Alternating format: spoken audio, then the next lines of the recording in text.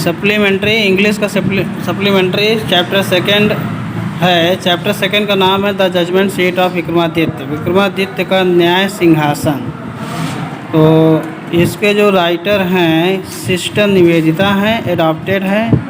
Adopted मतलब गोद लिया गया है, इस पाठ को गोद लिया किन्होंने?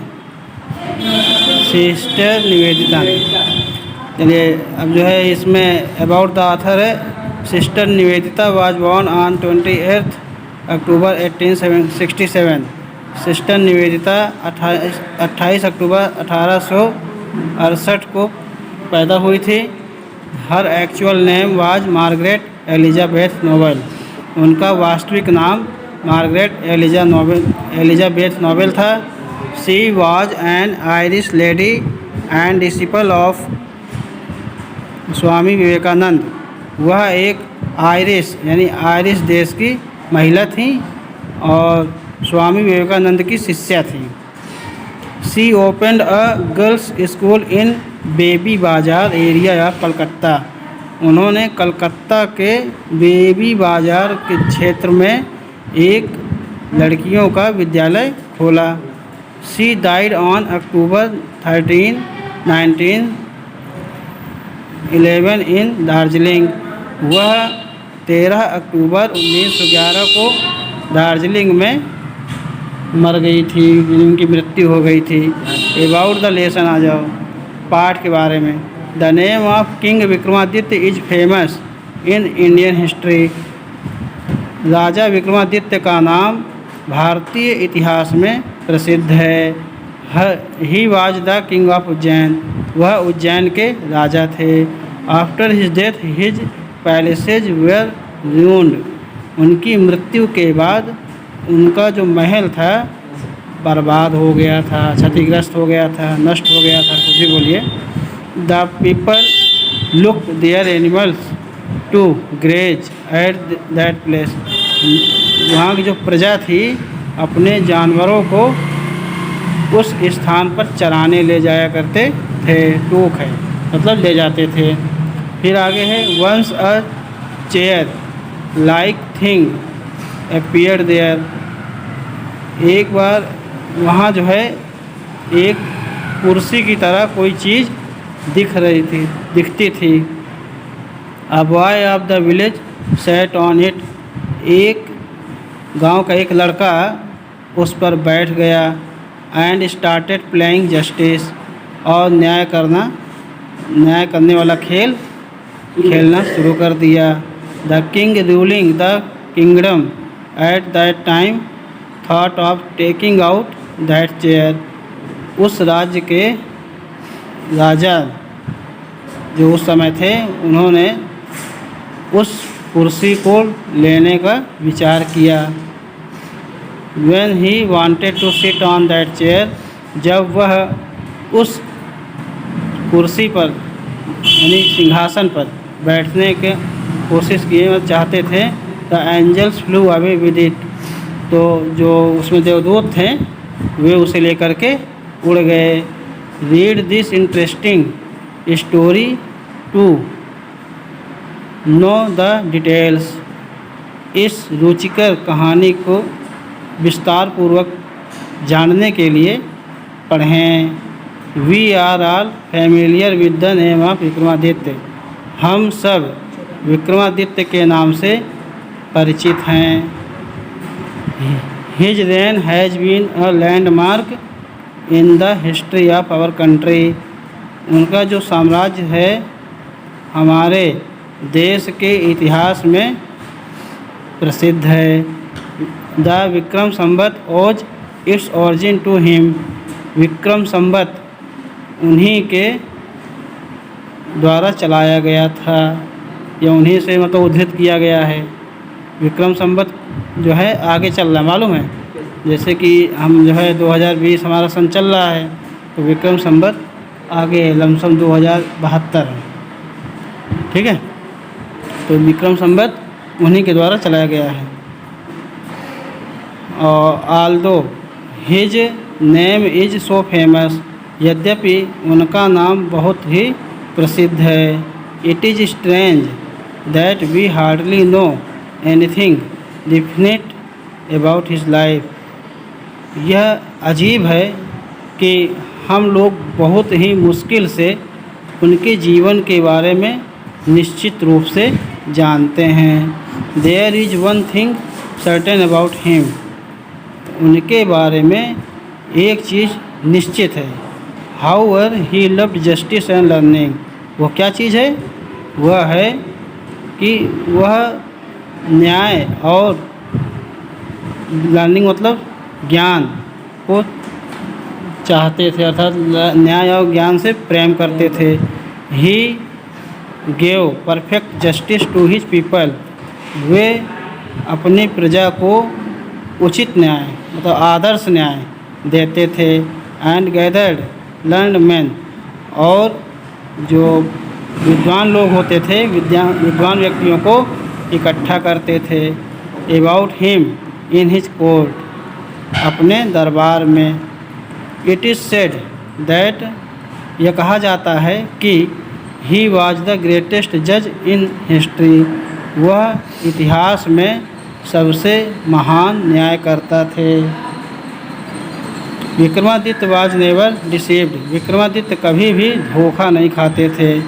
नार did he ever punish the wrong man. और ना ही कभी भी वह गलत आदमी को दंड देते थे. गलत मतलब निर्दोष आदमी को, जो दोषी होता था उसको दंड देते थे और निर्दोष नहीं देते थे. The guilty trembled when they came before him for they knew that his eyes would look straight into their guilt. Guilty means होता है अपराधी. अपराधी कांपता था जब वे उसके सामने आते थे. मतलब अपराधी कांपते थे जब वे उनके सामने आते थे. क्यों? और देव क्योंकि उन्हें वे जानते थे that his eyes would look straight into their guilt. कि उनकी आंखें उनके अपराध को सीधे पहचान जाएंगी. And those who came to him. और वे जो उनके पास आते थे विथ डिफ़िकल्ट प्रॉब्लम्स मतलब कठिन समस्याओं के साथ उनके पास आते थे, तो were always satisfied by the way he solve by them.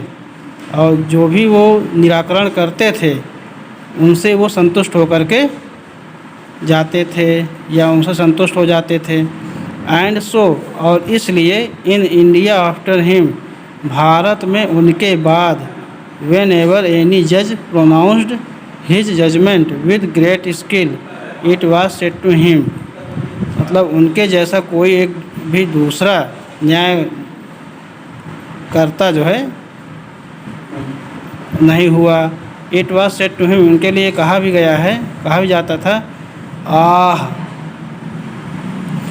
he must have sat on the judgment seat of Vikramaditya. कि उन्हें विक्रमादित्य के न्याय सिंहासन पर बैठना ही चाहिए. Has anyone ever seen the judgement seat of Vikramaditya. क्या किसी ने भी विक्रमादित्य के न्याय सिंहासन को देखा है? Perhaps not. शायद नहीं. Because the seat does not exist any more.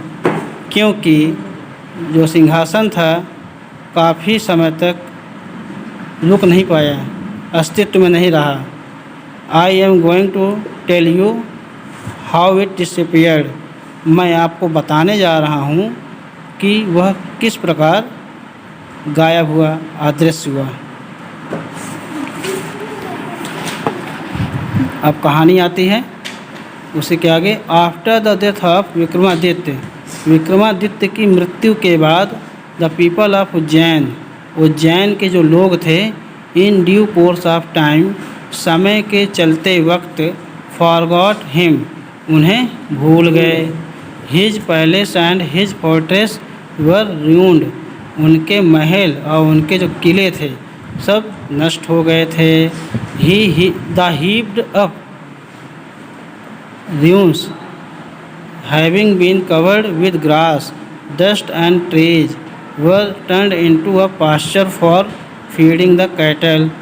और जो टीले थे वे बर्बाद हो चुके थे और उनमें घास उगाई थी, उनके ऊपर पेड़ वेड़ भी उगाए थे, धूल जम गई थी और एक तरह से कहा जाए तो वो मवेशियों के चरने के लिए एक चारागाह बन गया था, मतलब उसमें जानवर चरते थे। The village people used to send their cows out to these pasture to graze.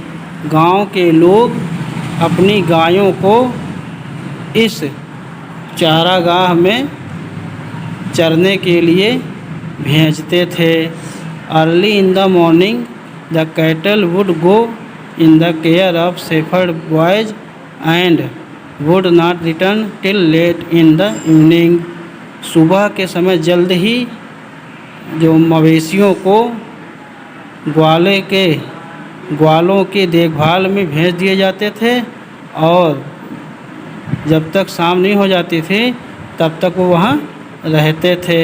When it is time to return, जब लौटने का समय होता था, a shepherd boy would call out from the edge of the pasture. तो एक ग्वाला एक किनारे पर, मतलब उस चारागाह के एक किनारे से पुकारता था। And all the cattle along with their cow herds would gather around him। और जितने भी मवेशी होते थे, मतलब मवेशी मतलब जानवर, अपनी गायों के साथ वे सब एक जगह पे इकट्ठा हो जाते थे। And together they would turn homewards, मतलब और भी रहे हैं वहाँ ग्वाली लोग, तो वो सब इकट्ठा हो जाते थे और फिर घर के लिए वो लौट आते थे। आज के लिए बस इतना ही, कल जो है उसके आगे पढ़ाया जाएगा। धन्यवाद।